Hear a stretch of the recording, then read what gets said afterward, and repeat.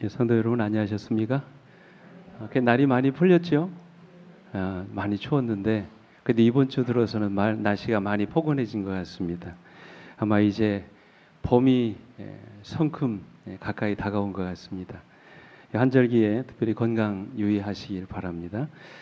오늘 하나님 말씀 이제 오늘 빌립보서 3장 12절부터 16절까지 말씀 같이 나누겠습니다.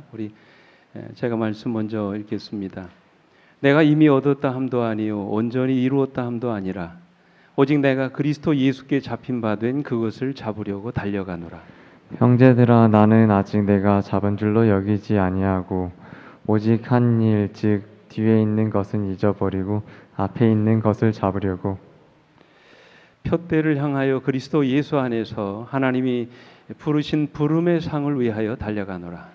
그러므로 누구든지 우리 온전히 이룬 자들은 이렇게 생각할지니 만일 어떠한 일에 너희가 달리 생각하면 하나님이 이것도 너희에게 나타내시리라. 16절 같이 읽습니다. 시작. 오직 우리가 어디까지 이르렀는지 그대로 행할 것이라. 아멘. 오늘 우리가 어디까지 이르렀든지 그대로 행할 것이니라. 오늘 저는 이 말씀을 본문으로 해서 기쁨으로 전진하기를 원한다면 그런 제목을 가지고 같이 말씀의 은혜를 나누도록 하겠습니다. 미국인 작가 가운데 게일 쉐휘라고 하는 작가가 있습니다. 이분이 쓴 책 중에 패스파인더, 우리 한글로 번역된 책은 통로를 찾는 사람들이라는 책이 있습니다. 근데 이분이 이 책에서 어떤 사람이 삶의 만족감을 더 크게 느끼는지 그걸 연구했어요. 똑같이 인생을 살아가지만 어떤 유형의 사람들이 삶의 보람과 기쁨, 만족감을 더 많이 느끼는가, 그거를 연구했습니다.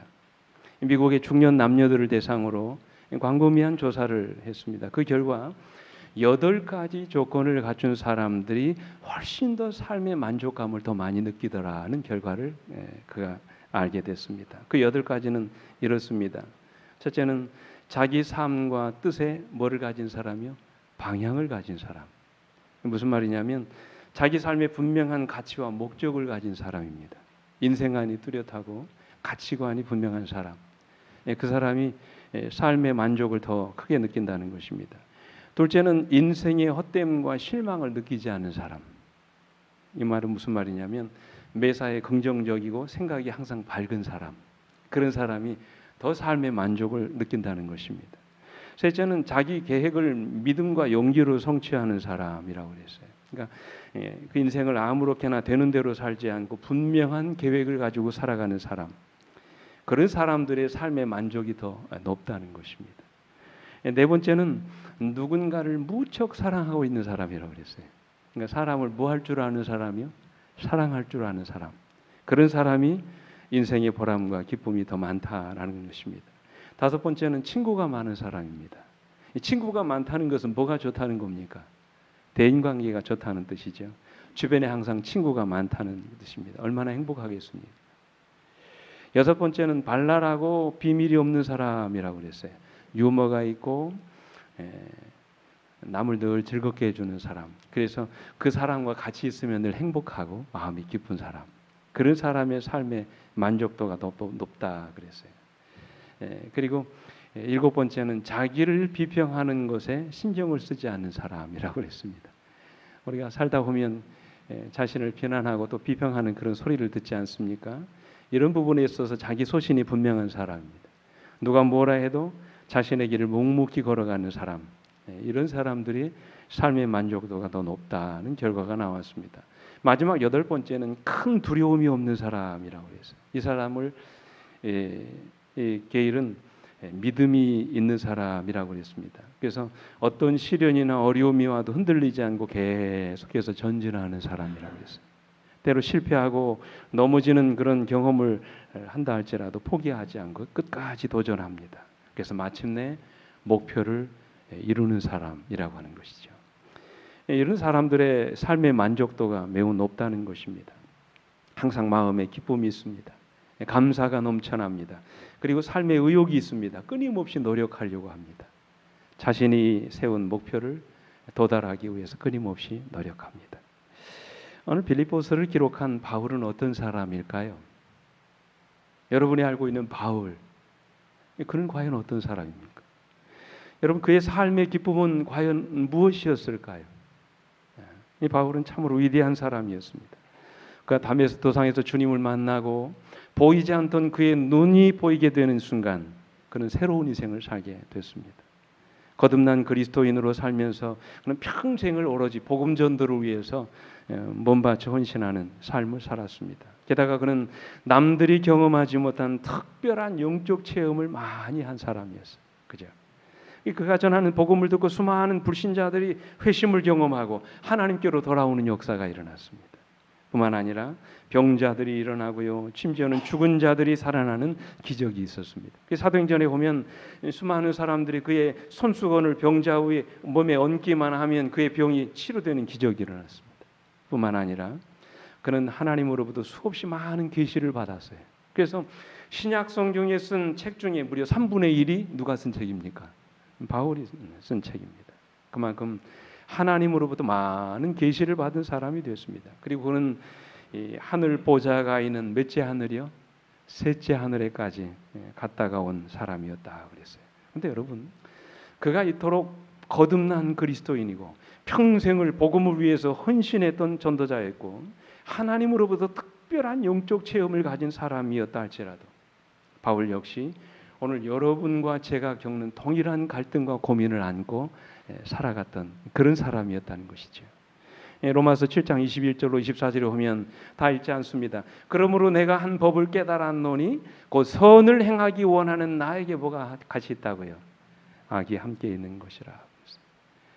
그래서 내 속사람으로는 하나님의 법을 즐거워하되 내 지체 속에 있는 다른 법이 내 마음의 법과 싸워서 나를 죄의 법 아래로 사로잡아 온다 그랬어요. 바울에게도 우리와 같은 갈등과 고민이 있었다는 말입니다. 이것은 거듭나기 이전의 바울의 고백이 아닙니다. 거듭난 이후의 바울의 고백이었어요. 바울 역시 그의 지체 속에 있는 육신의 본능이 마음의 법과 싸워서 그를 끊임없이 죄의 법 아래로 사로잡아 오는 것을 본다 그랬어요. 그래서 그는 이런 육신의 욕망을 딛고 끊임없이 기쁨으로 전진하기 위해서 오늘 본문에 보면 몇 가지 위대한 결단을 내립니다. 우리가 바울처럼 어떻게 하면 끊임없이 기쁨으로 전진하는 그런 삶을 살아갈 수 있을까요? 첫째로 오늘 우리가 기쁨으로 전진하는 삶을 살려면 인생에 분명한 목표가 있어야 합니다. 여러분, 뭐가 있어야 된다고요? 인생에 분명한 목표가 있어야 합니다. 우리가 분명한 삶의 목표를 가지고 우리 인생을 살아가야 한다는 것입니다. 내 가정을 위해서, 때로 내 사업을 위해서 우리가 목표를 세우는 일도 중요하지만 내 신앙을 위해서, 나의 영적인 발전을 위해서 우리가 구체적인 계획을 세우는 것 대단히 중요한 일이라는 것이죠. 그리고 그 목표를 이루기 위해서 우리는 날마다 최선을 다해야 된다는 것입니다. 평생 인간의 심리를 연구한 분 중에 맥스웰 말츠라고 하는 심리학자가 있습니다. 이분이 쓴 책 중에 인공두뇌학이라고 하는 아주 유명한 책이 있습니다. 글씨가 작아서 좀 보이진 않습니다만 제가 한번 여러분 이 책을 인용해서 여러분에게 말씀드려 보겠습니다. 사람들은 목표지향적인 구조로 설계되었다. 또 그런 방식으로 만들어졌다. 그래서 우리에게 흥미로운 개인적인 목표나 의미로운 수단이 없을 때 인생의 쳇바퀴를 돌면서 상실감을 맛보게 된다. 우리는 본래 환경을 정복하고 문제를 해결하면서 목표를 성취하도록 만들어졌기 때문에 정복해야 할 장애와 성취해야 할 목표가 없는 한 우리에게 인생에 진정한 만족이나 행복이란 있을 수 없다. 그러므로 여러분이 힘써 일할 수 있도록 가치 있는 목표를 세워라. 좀 더 나은 계획을 수립하라. 지금의 상황을 벗어날 것을 결정하라. 앞으로 나아갈 무엇인가를 항상 가지라 그랬어요. 이 마지막 말씀이 저는 제가 마음속에 가장 와 닿더라고요. 뭐라고 했어요? 앞으로 나아갈 무엇인가를 항상 가져야 된다는 거예요. 오늘 여러분이 머물고 있는 어떤 수준, 여러분이 도달한 목표에 안주하지 말고 우리는 끊임없이 성장하고 발전할 수 있는 뭐를 가지라는 거예요? 목표를 가져야 된다는 것이죠. 이처럼 우리가 인생의 목표를 갖는 것은 대단히 중요한 일입니다. 우리들의 삶의 목표가 없을 때 우리는 삶의 의욕을 잃어버리기가 쉽습니다. 아무렇게나 인생을 되는 대로 살아가기가 쉽습니다. 그러나 우리가 보다 분명한 목표를 세우고 그 목표를 이루기 위해서 노력할 때 삶에 의욕이 생깁니다. 그죠? 힘이 있어요. 뭔가 살아가는 것 같아요. 여러분 이게 무슨 벌인지 아시죠? 호박벌. 호박벌의 평균 길이가 어느 정도 되는지 아세요? 2.5cm 정도 됩니다. 벌치고는 좀 크지요. 근데 여러분 이 호박벌이 일주일에 무려 1600km를 여행한다고 그럽니다. 안 와닿지요? 이렇게 하니까 얼마나 오래 하는지. 이 거리는 평균 하루 228km를 날아다닌다는 비행 기록입니다. 228km는 제가 한번 오늘 인터넷으로 두들겨 봤더니 우리 서천에서 강원도 홍천 거리 정도 됩니다. 서천에서 부산 정도 거리 돼요. 이 엄청난 거리를 하루 동안 비행한다는 거죠. 근데 이제 문제는 여러분 보시면 알겠습니다만 호박벌이 어떻게 생겼습니다. 몸집이 다른 벌에 비해서 어떠합니까? 굉장히 크죠. 뚱뚱합니다. 그에 비해서 뭐가 작아요? 날개가 작습니다. 그러니까 여러분 인체 구조학적으로 장거리 비행할 수 있는 여건이 못 된다는 거예요. 그런데 여러분 이렇게 이런 신체적인 장애를 갖고 있는 이 호박벌이 어떻게 많은 장거리를 여행할 수 있을까요? 이 곤충학자들은 그렇게 이야기합니다. 자기 신체 조건이 아니라 오로지 꿀을 얻기 위한 목적에 집중하기 때문에 장거리 비행을 할 수 있는 것이다. 그렇게 이야기했어요. 여러분 이것은 우리에게 무엇을 말해줍니까? 아무리 말 못하는 미물이라 할지라도 자신의 목표를 세우고 그 목표에 집중하게 될 때 초인적인 능력을 갖게 된다는 것이죠. 이 말에 여러분 동감하세요? 목표를 세우는 게 그만큼 중요하다는 거죠. 그래서 바울은 뭐라고 그랬습니까? 12절로 14절에 내가 이미 얻었다 함도 아니요 온전히 이루었다 함도 아니라 오직 내가 그리스도 예수께 잡힌 바 된 그것을 잡으려고 달려가노라. 목표를 세우고 그 목표를 이루기 위해서 바울은 끊임없이 노력하는 그런 인생을 살았다는 그런 말씀입니다. 이 말씀을 쉬운 성경에서 이렇게 말했어요. 내가 하나님께서 원하시는 모습으로 이미 완성되었다고 말하는 것이 아닙니다. 나는 아직 뭐에 이르지 못했다고요? 목표에 이르지 못했습니다. 나는 그 목표를 향해 열심히 달리고 있으며 그리스도 예수께 잡힌 바 된 그것을 잡으려고 쫓아가고 있습니다. 이게 바울의 인생이었어요. 목표를 세우고 자신이 세운 목표에 도달하기 위해서 끊임없이 노력했던 바울. 그래서 바울은 그의 인생이 계속해서 기쁨으로 뭐하는 삶을 살 수 있었어요? 전진하는 그런 인생을 살 수 있었던 것입니다. 자신이 이룬 결과에 만족하지 않고 그가 세운 또 다른 목표를 향해서 끊임없이 달려가는 이 바울. 현실에 안주하지 않고 그가 세운 더 나은 목표를 향해서 끊임없이 달려가고 있는 바울. 그래서 그는 계속해서 뭐 할 수 있었어요? 전진할 수 있었다는 사실입니다. 12절 말씀 내가 이미 얻었다 함도 아니요 온전히 이루었다 함도 아니라 오직 내가 그리스도 예수께 잡힌 바 된 그것을 잡으려고 달려가노라 그랬어요. 여러분 그것이 뭡니까? 공동번역에 보면 그것을 그리스도 예수께서 나를 붙드신 목적이라고 그랬습니다. 다시 말하면 부활하신 주님이 바울에게 맡겨주신 사명을 말합니다. 그 사명을 이루기 위해서 그가 계속해서 달려가고 있다고 말합니다. 바울에게 주신 사명이 뭡니까?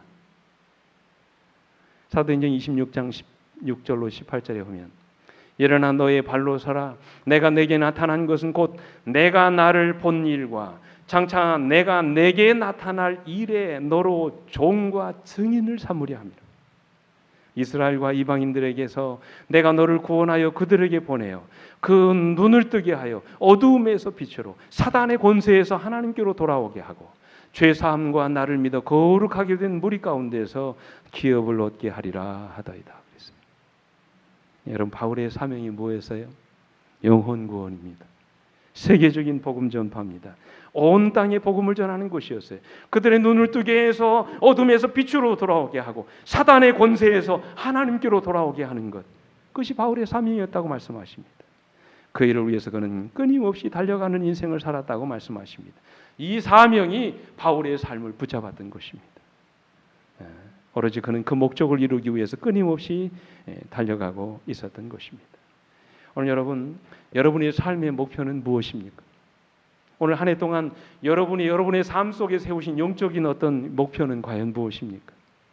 우리 중에 너무나 많은 분들이 그저 아무런 목표도 없이 인생을 살아가는 경우들이 얼마나 많습니까? 내가 왜 사는지도 모릅니다. 그저 하루하루 시간에 쫓겨서 바쁘게만 살아갑니다. 살기는 사는데 목표가 없이 살아가는 것입니다. 그래서 우리 삶에 의욕이 없어요. 기쁨이 없습니다. 뭔가 변화되고 끊임없이 전진하는 모습이 있지 않다는 것이지요. 그러나 영감의 글은 이렇게 말씀하십니다. 우리 같이 한번 읽어볼까요? 시작. 그대는 그대 자신이 세워놓은 표준보다 더 높은 표준에는 절대로 도달할 수 없다는 것을 기억하라. 그러므로 그대는 표준을 높이 세워놓고 한 계단 한 계단씩 비록 고생이 되더라도 극기와 희생으로 그 진보의 사다리 꼭대기까지 올라가라. 단호한 결심을 가지고 옳은 방향으로 매진하라. 그리하면 역경도 그대의 방해자가 되는 대신에 돕는 자가 될 것이다. 목표를 세운 인생, 뭔가 더 나은 목표에 도달하기 위해서 끊임없이 노력하는 사람, 그런 사람은 역경도 그 사람을 방해하는 대신에 뭐가 된다고요? 돕는 자가 된다고 말씀하셨어요. 아멘 아닙니까 여러분? 사랑하는 우리 성도 여러분, 계속해서 기쁨으로 전진하는 생애를 살기를 원하십니까? 여러분 인생에 보다 분명하고 뚜렷한 목표와 계획을 세우시길 간절히 바랍니다. 아무렇게나 되는 대로 인생을 살지 말고 여러분 인생에 확실한 목표를 세우고 그 목표를 이루기 위해서 최선을 다하시기 바랍니다. 목표가 없는 인생보다 무기력한 인생은 없습니다. 목표가 없는 인생보다 불행한 사람은 없습니다. 오늘 여러분이 진정으로 전진하는 기쁨을 살기를 원하신다면 우리는 인생에 분명한 목표를 세우셔야 돼요. 그것이 무엇이든지 아주 작은 것이라도 오늘 여러분의 영적인 삶에 표준을 세워놓고 그 표준에 도달하기 위해서 끊임없이 노력하는 그런 여러분과 제가 되기를 간절히 바랍니다. 둘째로 우리가 기쁨으로 전진하는 이 삶을 살려면 피나는 노력을 해야 합니다. 그죠? 목표를 세우면 그 다음으로 우리가 해야 될 일이 뭡니까? 대가를 지불해야죠. 목표를 이루기 위해서 최선을 다해야 되는 것입니다. 어느 날 수많은 사람들이 목표를 세워놓고 그 목표를 이루지 못하는 이유가 뭡니까? 뭐 하지 않기 때문에 그래요? 노력하지 않기 때문입니다. 대가를 지불하려고 하지 않기 때문입니다. 그래서 영감의 글은 이렇게 말합니다.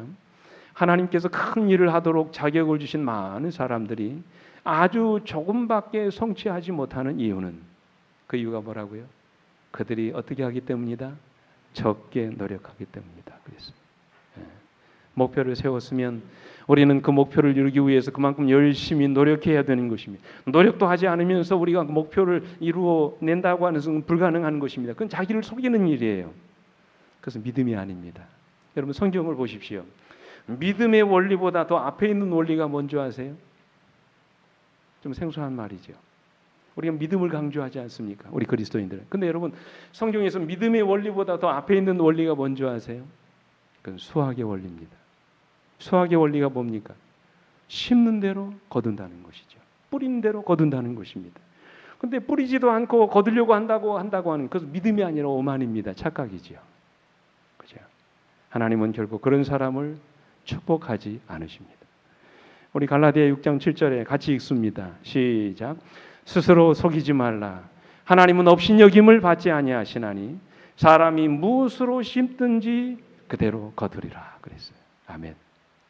제가 대전에서 목회를 할 때 영어를 아주 잘하는 영어 교사가 있었습니다. 이분은 강남에 있는 아주 유명한 학원의 강사로 일하시는 분이었습니다. 그분이 이제 접촉이 돼서 교회를 나오게 됐어요.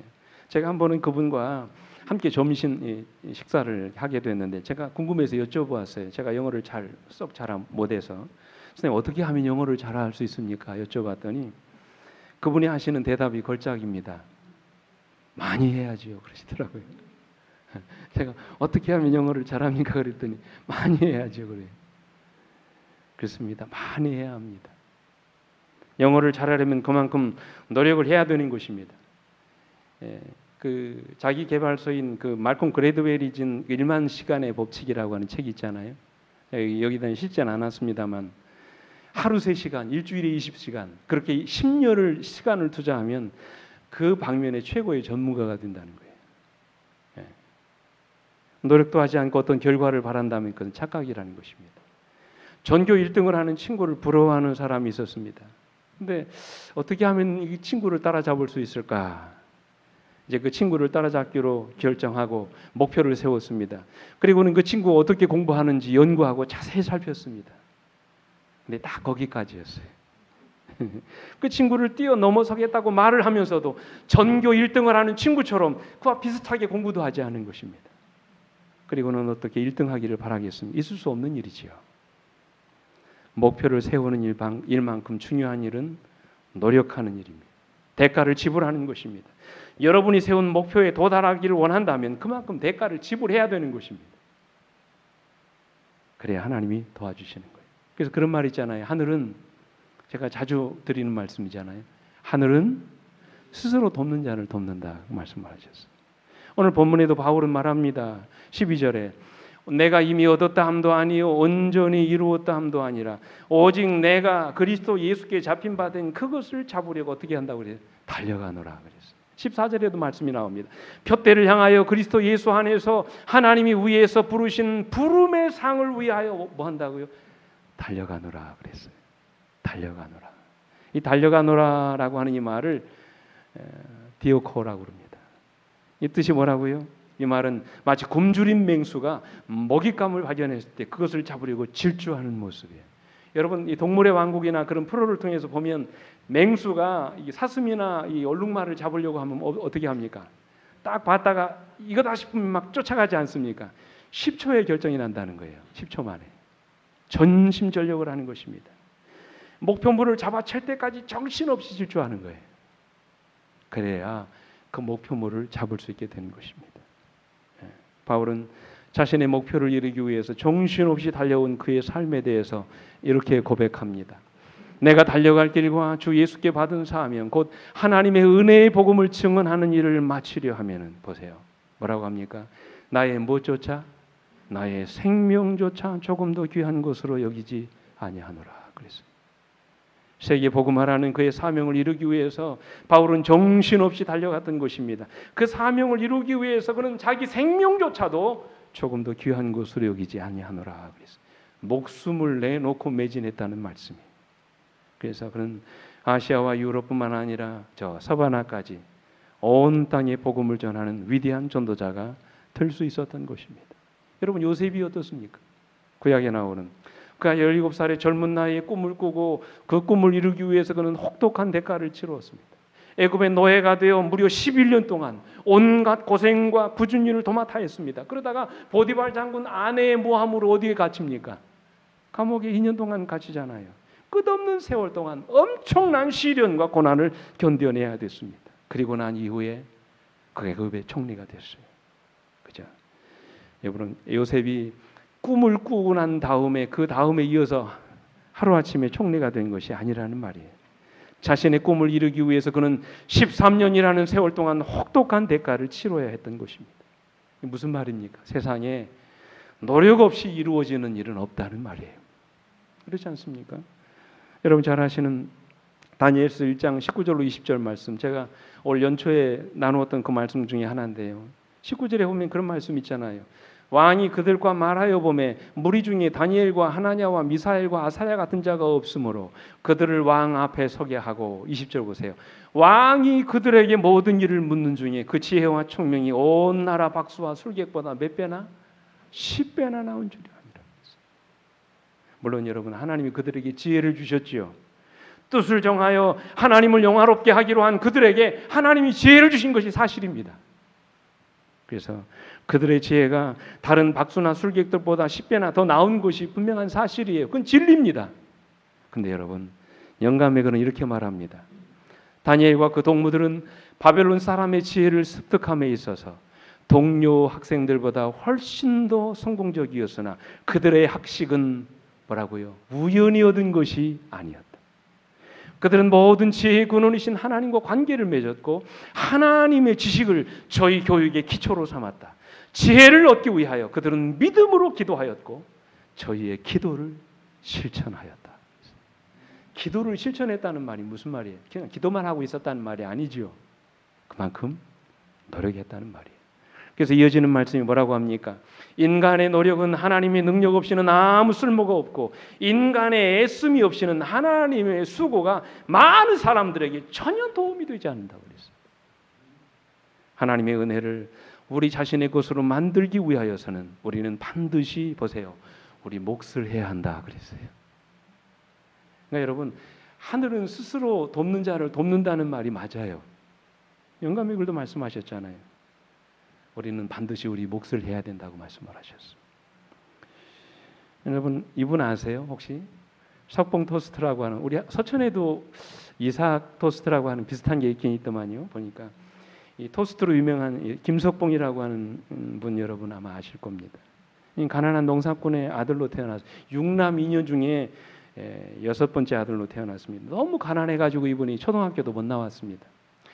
못 배운 게 한이 돼가지고 검정고시로 나중에 이제 초등학교 또 중학교 고등학교 해가지고 신학교까지 나왔습니다.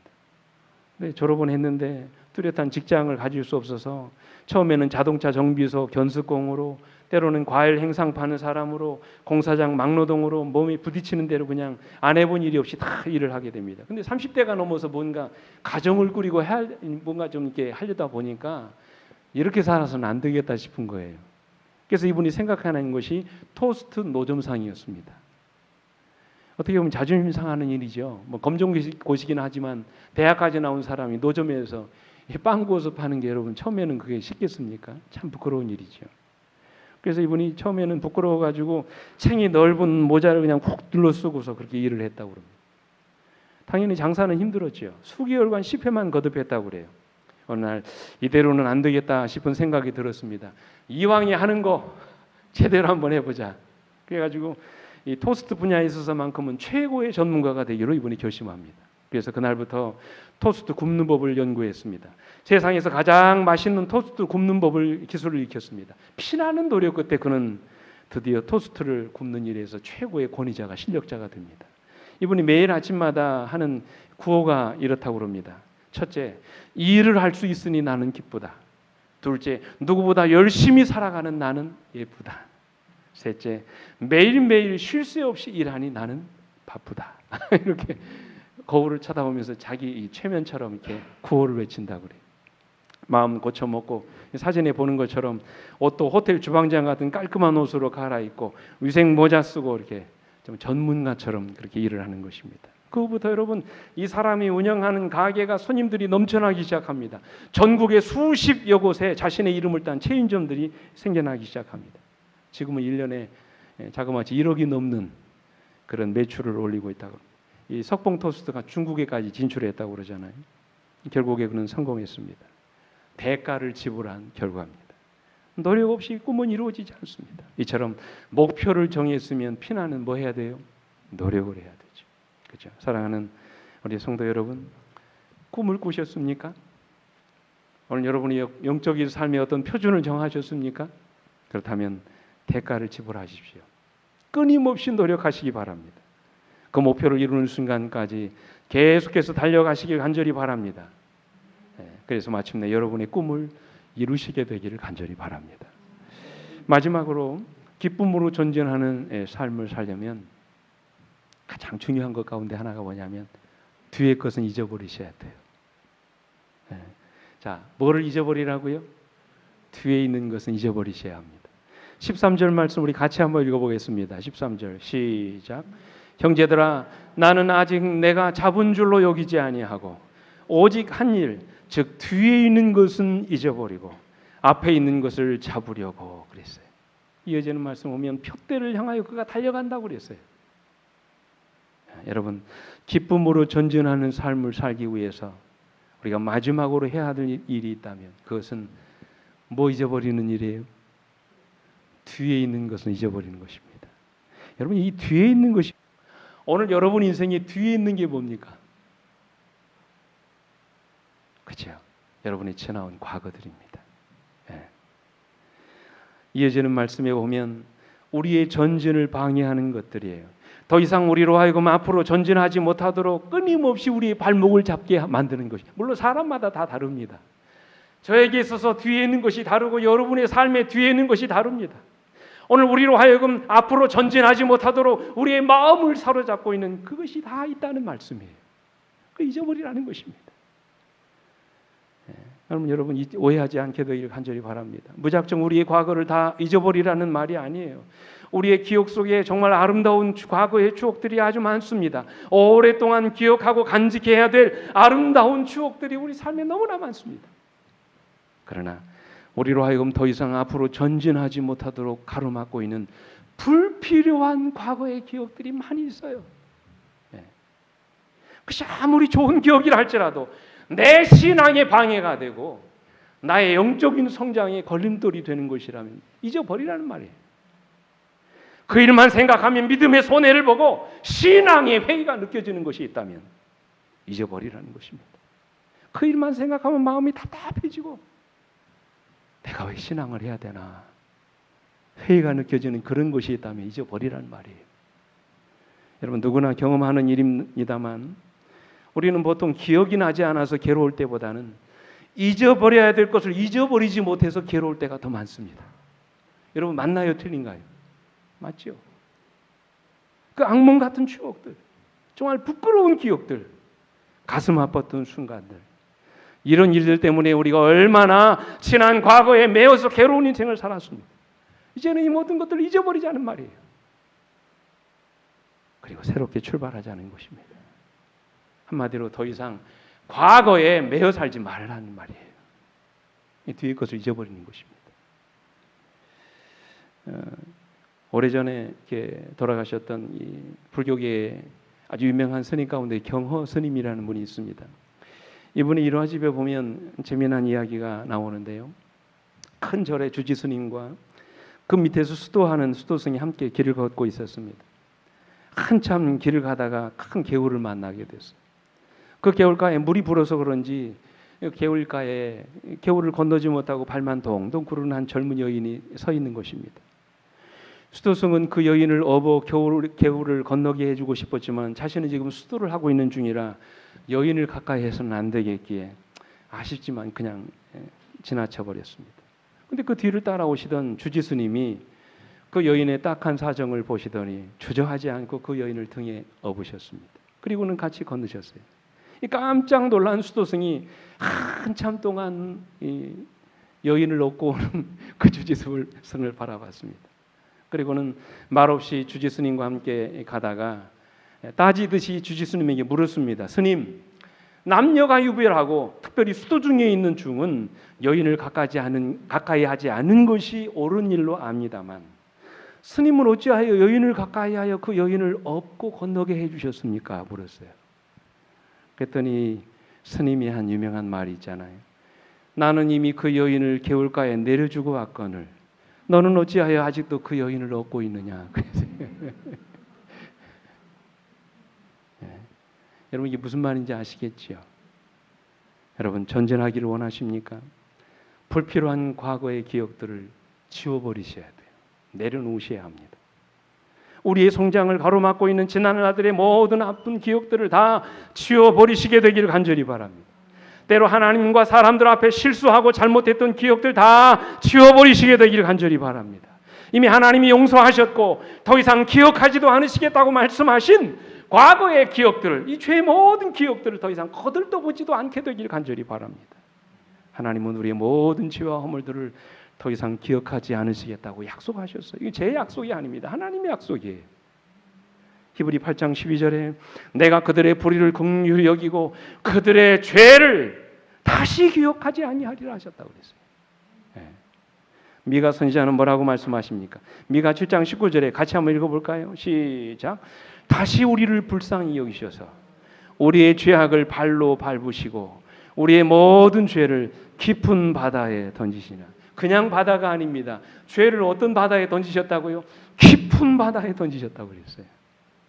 더 이상 우리의 죄를 꺼내서 문제 삼지 않으시겠다는 그런 말씀이에요. 이 말씀을 코리덴붐이라고 하는 여인은 어떻게 번역하셨냐면 이렇게 했어요. 그 바다는 어떤 고기도 살 수 없는 철저한 망각의 바다이다. 그 바다 앞에는 무슨 팻말이 있다고요? 낚시금지라는 팻말이 붙어 있다. 여러분의 과거로부터 자유롭게 되기를 간절히 바랍니다. 더 이상 과거에 매여 여러분의 인생을 불행하게 만들지 않게 되기를 간절히 바랍니다. 이제는 뒤에 있는 것을 다 잊어버리시게 되기를 간절히 바랍니다. 여러분 인생의 새로운 출발에 전혀 도움이 되지 않은 불필요한 과거의 기억들을 다 지워버리시게 되기를 간절히 바랍니다. 영감의 글은 이렇게 말씀하십니다. 그대의 무능력과 결점들을 말하지 말라. 실망이 그대의 영혼을 휩쓸어 가고 있는 것처럼 보일 때 주님은 살아계셔서 나를 위해 중보하신다고 말하면서 예수님을 바라보라. 뒤에 있는 것들을 잊어버리고 내가 너희에게로 오리라, 너희와 함께 거하리라는 약속을 믿으라. 그래서 바울은 뭐라고 합니까? 이러므로 우리에게 구름같이 둘러싼 허다한 증인들이 있으니 모든 무거운 것과 얽매이기 쉬운 죄를 벗어버리고 인내로서 우리 앞에 당한 경주를 하며 2절 믿음의 주여 또 온전케 하시는 이인 누구를 바라보자? 예수만 바라보자. 그래서 마지막으로 영감의 글은 이렇게 말씀하십니다. 같이 이 말씀을 읽고 마치겠습니다. 시작. 바라보고 살라. 예수께서는 당신께 나오는 자는 모두 구원하시겠다는 보증을 주셨다. 비록 기별을 받아야 할 무수한 사람들이 당신께서 제공하신 은혜를 거절할지라도 당신의 공로를 의지하는 자는 한 사람도 멸망하도록 버려둔 바 되지 않을 것이다. 불필요한 우리의 과거의 기억들을 돌아보지 말고 이제는 그것들을 다 잊어버리는 대신에 믿음의 주여 우리를 온전케 하시는 누구만? 예수만 바라보고 전진하시는 우리 모두가 되기를 간절히 바라면서 오늘 말씀을 마치도록 하겠습니다. 함께 기도하시고 마치겠습니다. 아버지 하나님, 오늘도 주님 말씀 속에서 우리로 하여금 기쁨으로 전진할 수 있는 삶의 비결을 가르쳐 주셔서 감사합니다. 아버지요, 연약한 우리들, 그래서 때로 낙심하고 절망하고 좌절하고 때로는 포기하며 살아가는 참 너무나도 불행한 우리의 삶을 아버지 불쌍히 여겨주시옵소서. 삶의 뚜렷한 목표도 없이 영적인 표준도 없이 그저 되는 대로 시간만 흘러보내는 그런 우리의 연약한 인생들을 우리 하나님 불행히 여겨주셔서 우리로 하여금 이 시간 분명한 인생의 목표를 세우게 하시고 그 목표에 도달하기 위하여 끊임없이 노력하는 사람이 되게 하시며 불필요한 과거의 기억들을 다 지워버리고 이제는 믿음의 주요 온전케 하시는 분이신 예수만 바라보고 살아가는 우리 모두가 될 수 있도록 은혜 입혀 주시옵소서. 우리 구주 예수 그리스도의 이름으로 간절히 기도합니다. 아멘.